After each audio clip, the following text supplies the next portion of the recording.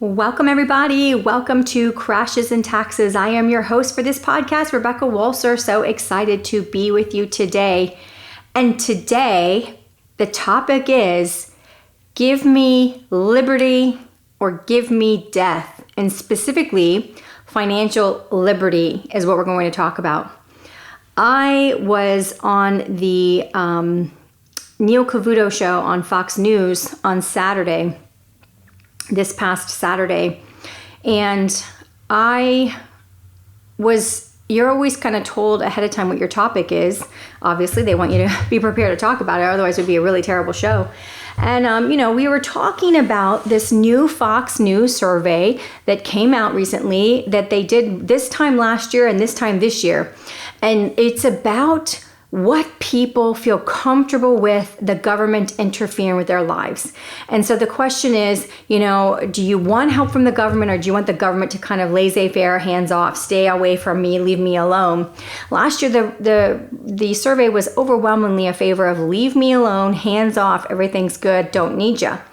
And of course, that makes sense. 2019, the S&P 500 did 31.01% returns when you include dividends. If you're buying an index, you might not be getting dividends. You better check what you're doing. People would have been leave me alone, hands off. So now fast forward to this year, right? And by the way, if you are listening to us on audio, we are recording this podcast and you can see it on video if you ever join us by video on the podcast. So this year, of course, as we would expect with a national shutdown and massive unemployment that still continues to this day, not necessarily because the economy should remain shut down. I'm going to get to that in a minute. But let's just go back to this survey. This year, people are overwhelmingly in favor of government help. If you put that in context, it's not hard to understand why. If you're going through the middle of a once in a 100-year time frame of a global pandemic, as they call this, then you know that people are scared, and it's very economically unsettling. We obviously had a 30% massive 5-week downturn in the S&P, the Dow as well. NASDAQ, not so much, but other than that, technology stocks keeping us afloat and setting all-time highs. The economy is suffering, and yet we're not seeing it just yet. Even the earnings, we had 86% of companies beat second quarter expectations, and the expectations had been revised with the coronavirus. So why, if we're not yet feeling it, and maybe you are, maybe somebody in your family has been laid off, and maybe your family is feeling it, and there's so many out there that are. I mean, we had 42 million people file for unemployment. So don't get me wrong, the numbers have been trending in the right direction, but we're far from out of this thing. It's far from over. And I think that's true by design. There seems to be this virus has become politicized. It has become a political football. And I don't know the games they're playing, nor do I care. This show is about finance and wealth, but we talk about politics. Because why? Why do we talk about politics? It's funny. We actually did a show, I think it was pretty much when the riots first started, May timeframe, June timeframe. We had a lot of people write back and say, if I wanted a political topic, I'd listen to, NPR or something else. And it's right there in the title of the show, right? Okay, folks, that we're going to talk about politics because politicians set the laws that set tax policy that tax your wealth. So guess what? We will talk about politics. We will not escape politics. We will come up because it does affect our livelihood and our life. So yes, we're going to be talking politics. I'm not going to really go to the red side or the blue side. I like to say on the green side, which is the side of money, and how can you have the most of it and pay the least amount of tax for the rest of your life. So that's where we're going to go with politics. But, some things are greatly disturbing me. I think there's a disturbance in the force. If you're a big Star Wars fan, if you know what I'm saying to you, there's a disturbance in the force. There's a lot of stuff that's going on this year that is just so in your face that I feel like you cannot avoid the topic, and it is out there and we must discuss it, and it's going to affect us financially. But in preparing for Neil's show this week on Fox News on Saturday, I was reminded, and I pulled up a Benjamin Franklin quote, because anytime of course we all have "give me liberty or give me death," we have that obviously famous saying, but Benjamin Franklin famously said, "Those who would give up essential liberty to purchase a little temporary safety deserve neither liberty nor safety." And when I thought about this poll that says, Americans are not wanting the government to sort of step out and leave them alone, they're definitely wanting government help, I thought, well, at what cost? What are we giving up for this help? And I do think that there are definitely a huge swath of politicians whose goal it is to get a certain amount of the population, probably all of the population, dependent on the government. So this has been the largest exercise in probably the history of America, besides our early days, and obviously we obviously had slavery, so we can't say that we actually had slavery in this country, so we were enslaved. Many of us as Americans were enslaved, but beyond the Civil War and past the Civil War, this is the biggest grab for control of what private citizens do that we've ever had since the 1800s, bar none. I mean, you could say World War II in the 40s, and we had the Japanese rounded up and put into camps, and clearly that was absolutely horrible for the Japanese, totally unwarranted, I believe. And I was born in Japan, so I lived in Japan several years and have an affinity, as that is my birthplace, born on a military base, so I'm a US citizen. But the point is, beyond the Japanese camps from the World War II era, post 1800 Civil War, we haven't had such a massive encroachment of our freedoms. And I gotta tell you, as a lawyer, so much of this stuff is completely unconstitutional. Completely unconstitutional. A lot of people, specifically, let's look at the churches. The churches are protected under the First Amendment, the same amendment that protects your right to freedom of speech, freedom to protest. So if you're going to defend people's rights to peacefully protest under the First Amendment, that doesn't mean riot or loot, but if you're going to defend anyone's right under the First Amendment to peacefully protest, which I would stand right alongside with you and do the same, then you are going to also defend that same person's or different group of people's freedom to attend and gather gather formally to practice their religion, freedom of assembly, freedom of religion, and then freedom of speech, obviously, as well. Freedom of the press, also First Amendment. First Amendment is like an amalgamation of all these freedoms that have been just so encroached upon by the government. And I think that the shutdown that occurred at first was tolerated by many, many people because we had no idea if we were dealing with the what we call the Black Death, the bubonic plague, or if we were dealing with the common cold. Nobody knew. We didn't know. The data is much more clear now. The data is much more clear. If you get anywhere outside of sort of corporate-controlled media, and if you don't know this, I'm not making this up, go Google yourself. Maybe not Google. It's part of the corporate-controlled media. But if you go outside of, how can you even find it? Maybe a non-corporatized search engine like a DuckDuckGo or some alternative search engine, you will be able to find that over 90% of all of main media sources are controlled by 6 corporations in the United States of America. So if you're wondering why, all of these media channels are pretty much unilaterally saying the same thing, there you go. You've got a corporatized message. And so many things have just become apparent this year. I knew that the media was controlled by 6 corporations. I'm a part of the media. I'm in the media every week. Hadn't really ever bothered me. I thought the message would be still able to, the truth would still be getting out. Well, now I'm seeing as a couple of different things. And it's concerning because, the truth, it should not be censored. And what you're seeing now, and let's just talk for a second about technology companies and the censorship that's happening. So we had a group of doctors, and I'm not going to take a position one way or the other on the efficacy of hydroxychloroquine or not. But what I will say is you had a group of doctors that went to Washington, D.C. to present their viewpoint when they are at the front lines practicing medicine, and their case studies and their patients that have not died because they have at a very early intervention stage prescribed hydroxychloroquine, which has been on the FDA approved list as a drug for malaria for over 60 something years. Very cheap, way outside of the patent years, so it's very inexpensive. And these doctors went to Washington, D.C. and they held a press conference. The press conference was streamed live on Facebook and held on Breitbart. And it got like some 20 million views in a very short time. And then you saw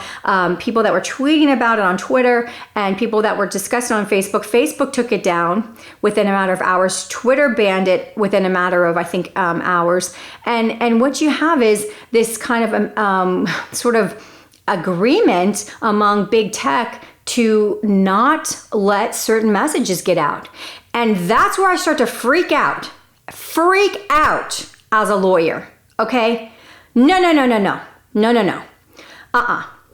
You don't get to decide what is scientific fact, Facebook, Twitter. You don't get to decide that. That is not for you to decide. You need to go back in history, folks, and look at how communist revolutions take over a country. Okay? They control the message. They control the truth. The truth doesn't get through to people, and people believe some kind of woven together story, and that's all they hear, and that's all they believe. This is the Matrix. This is the Matrix where everything you think is real is not real. I am living in an alternative universe here. And I'm just wanting to say to you, whoa, wait a minute. We are a free people. We are a free country.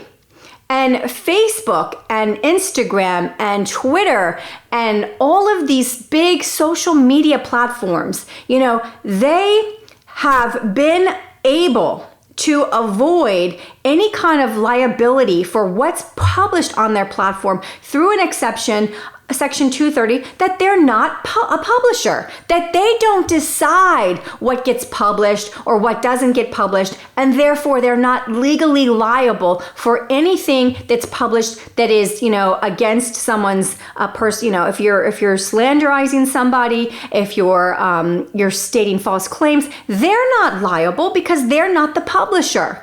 But now they are the publisher because they're deciding, they've done it to the president too, by the way, but they're deciding that because hydroxychloroquine is not, something that the CDC ascribes to or the FDA ascribes to, it's false information that should not be disseminated, and it violates their terms of service. This is a huge red flag. And if we're not seeing it as a huge red flag, we should be. We need to wake up. We need to see what's going on in this country. The fact that there is such a few amount of groups that control the 90-something% of actual information is a huge problem. It's a huge problem. That's not a free people. That's not a free society. I mean, you'd be shocked at some of the documentaries that have local news channels all across the country. They run the segment where they say the exact same thing. Who's developing these talking points that just get shuttled out to the local media channel that people are just reading as if, this is the truth today? I feel like I'm living in an alternative universe. And so I had to really stop and pause and think about this survey from Fox News that just came out that said people were much more prepared to give up, give and invite government intrusion in. And I thought, well, gosh, some group out there wants this. Some group out there wants a big swath of the American people, if not all of the American people, dependent on the government so that we are dependent on the government. And we don't get the choice to live our lives the way we choose to live it. And you know what? That's just not the America that I went to law school for. That's not the America I wanted to study the Constitution for. Certainly not the America I wanted to practice tax law in. And it's a huge problem. And we need to wake up and understand that our messages now are so blatantly being sanitized. I don't think that we hold Facebook accountable for only publishing true things, or Twitter accountable for only publishing true things. I don't think that we hold Twitter accountable to not, promulgate or publish what some people consider to be, racist comments towards one group or another group. And I'm talking about not by Americans, but by foreign leaders. You've got foreign leaders of different countries in the Middle East that say very hateful things on Twitter. And I don't see Twitter, scrutinizing or censoring those comments. But the fact that they're starting to censor American comments, there's another famous saying, I'd have to get it, but it's going back to the persecution of the Jewish nation in World War II. And it's talking about, at first the Germans started to go after this group, and then this group and this group, and then they eventually obviously settled on the Jews. And it's written from a perspective of a person who watched all these things happen, but it wasn't him, so he didn't speak up. And then finally, at the very end of this poem, it says, and then they came for me, but no one spoke up because there was no one left. So I just want to encourage you that this is alarming how fast censorship is occurring, how fast messages that I think there's again, the hydroxychloroquine, there's studies both ways. I noticed that the studies that have failed, where it's not shown effectiveness, have been where patients are much further along, advanced in the actual disease of coronavirus and having really severe breathing problems. And where it has been shown to be effective is in the very early intervention stages. So if we could just kind of agree that it works if you catch it early enough, and it doesn't if you don't. But, a lot of big pharma companies have spent billions of dollars trying to develop a vaccine now for coronavirus. So it's very likely that, you're not going to see a bunch of people wanting to acknowledge the efficacy of early intervention with hydroxychloroquine. My brother-in-law this past weekend tested positive for coronavirus. And he went to a doctor who did prescribe hydroxychloroquine, and with azithromax, they call it azithromax 5-day or 7-day supply or whatever it is.